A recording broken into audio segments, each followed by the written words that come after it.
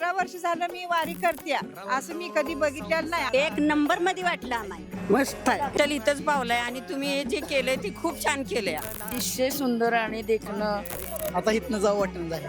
यासाठी तुमचे खूप खूप धन्यवाद. जय हरी.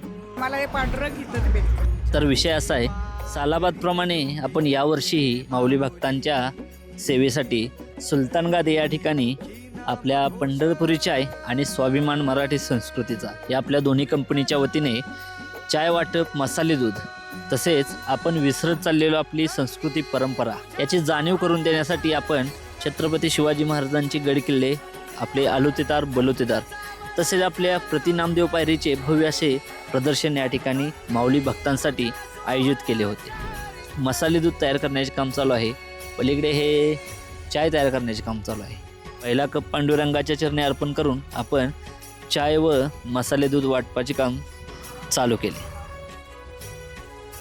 इतक्यातच आपल्या नाथांच्या पालखीचे आगमन झाले. पण केलेल्या या कार्याची दखल घेऊन श्री मच्छिंद्रनाथ पालखी सोहळा कमिटीने